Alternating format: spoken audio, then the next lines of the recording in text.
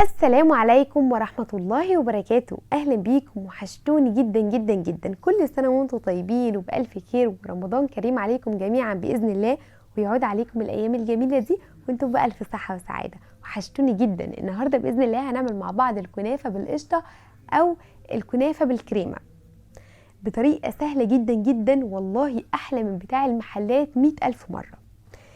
الكنافة مقرمشة وفي نفس الوقت هشه كده، يعني مجرد ما تاكلي قطعه الكنافه تلاقيها هشه وبتتفتفت في بقك كده، وفي نفس الوقت شاربه الشربات، سكرها مظبوط، الكريمه متماسكه. انا كنت مقطعاها وهي لسه سخنه جدا، وشايفين القطعه خارجه ازاي، القطعه بقطعتها وطعمها في منتهى الجمال، حاجه كده غرام. تاكليها وهتدعيلي. انا متاكده انك لو جربتي الطريقه دي هتعتمديها في الكنافه بالقشطه الكدابه باقي رمضان. يلا بينا نسمي بسم الله ونصلي على اشرف خلق الله ونبدا في الطريقه بتاعتنا على طول. بسم الله. هنبدا الفيديو بتاعنا. اول حاجه معايا كوبايتين من السكر او نص كيلو من السكر، عليهم كوبايه ونص من الميه، وكمان معلقه كبيره من عسل الجلوكوز. تمام. طبعا الكميه دي كلها ما استخدمتهاش للكنافه، انا خدت بس من كميه الشربات دي كوبايه واحده بس. تمام. بس انا كنت عامله بلح شام وكنت محتاجه الشربات ده برضو، الشربات بتاعهم بيكون تقيل بارد. خلاص. ومعلقه كبيره من عسل الجلوكوز. مش عندك عسل جلوكوز استغني عن الخطوه دي تماما، وحطي بس عصره ليمونه كده قبل ما تطفي على الشربات. الشربات بيتساب على النار لمده 10 دقايق. بتحسي ان الشربات تقل معاكي حاجه بسيطه، ما تخليهوش يتقل على النار عشان لما تطفي عليه ما يسكرش.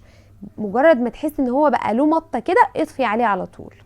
معايا هنا بقى نص كيلو من الكنافه حطيتها في الفريزر، يعني حطيتها من بالليل واشتغلت فيها تاني يوم الصبح، وهي في الكيس كده ببدأ ان انا افركها كويس جدا وهتبقى ناعمة معانا بالشكل ده بسهولة جدا. اهم حاجة تسيبيها في الكيس وفركيها هتلاقيها نعمت معانا خالص بالشكل ده. طبعا الكنافة كانت حلوة قوي قوي يا جماعة، الخطوة دي مهمة ان انت تجمديها وهي متجمدة تفركيها. الكنافة كانت معايا هشة هشة جدا جدا جدا وبتدوب في البق، كان طعمها عجبني قوي قوي بجد. احلى مرة عملت فيها الكنافة بالقشطة. بعد ما فركتها كده ونعمتها، معايا هنا ربع كوبايه من السكر البودره، لا غنى عنه، هو ده الاساس اللي هيديني لون للكنافه في منتهى الجمال. تمام. واقلب السكر مع الكنافه كويس جدا. ومعايا هنا كوبايه كبيره كده مليانه من السمنه البلدي. تمام. انا ما خدتهاش كلها، سبت معلقتين بس كده عشان احطهم في الصينيه اللي انا هسوي فيها الكنافه. تمام زي ما انتم شايفين كده، جميل جدا. كوبايه كبيره كده من السمنه، وبعدين ابدا ان انا اغلف الكنافه بالسمنه كويس جدا جدا، واغلف بقى كل الكميه بالسمنه. تمام. جميل جدا. طيب هبدا ان انا اجيب نص كميه الكنافه، نص الكميه بس، وبعدين ابدا ان انا افردها في الصينيه. بس اهم حاجه بقى ان احنا نعمل حرف كده، يعني نجيب شويه كنافه ونعمل بيهم حرف على حرف الصينيه.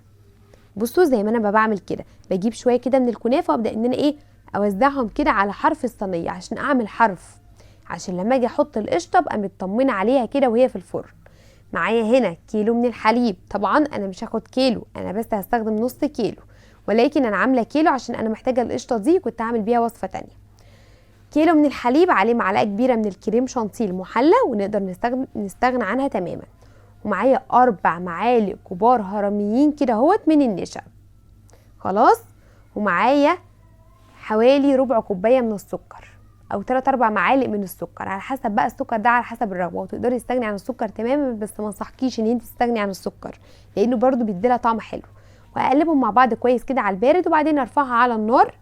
وطبعا لازم المضرب يفضل يقلب كده، عشان لو سبتها هتلاقي ان النشا اتكتلت والقشطه مش ناعمه زي ما انتم شايفين كده. تمام. قوامها لازم يكون تقيل، لو خفيفه مش هتبقى مظبوطه معاكم. تمام. ما تستخسروش فيها النشا، يعني ده بيكون سمكها. طبعا بسيبها تبرد خالص خالص، واجي احط ايدي عليها كده الاقيها نظيفه، ما ينفعش اضيف عليها الطبقه التانية من الكنافه وهي لسه سخنه كده. خلاص مجرد ما تبرد زي ما انتم شايفين وايدي المسها تبقى نظيفه كده، ابدا ان انا اكمل باقي يعني باقي كميه الكنافه اللي معايا اللي هي الطبقه التانية بقى. شايفين الحرف اللي انا عاملاه بالكنافه ده مهم جدا. واهم حاجه اكبسي الكنافه كده عشان تبقى فيها سنه كريسبي كده، بلاش تسيبي الكنافه هشه شويه، يعني اكبسيها هتبقى معاكي رهيبه. حطيت باقي الكميه وبعدين ابدا ان انا اضغط عليها بقى براحتي، لان انا متاكده ان الكريمه بارده. زي ما انتم شايفين كده انا طبعا عملت كيلو من الحليب، عملته قشطه، بحيث ان انا كنت عايزه نص الكميه التاني كنت عامله جلاش اللي هو المثلثات، انا عملته معاكم على فكره يعني في الفيديو اللي قبل ده على طول، عملته معاكم وكان فظيع وعجبنا جدا جدا. فعايزه ان انا اكرر الوصفه تاني، فزودت كميه الكريمه شويه خلاص. ولكن انتوا لما تيجوا تعملوا اعملوا بس نص كيلو من الحليب، وقللوا المقدار اللي انا ضفته. طيب انا بعد ما الشربات تقل معايا بدات ان انا يعني عملت منه كوبايه كده، شلت كوبايه وحطيتها في التلاجة خلاص.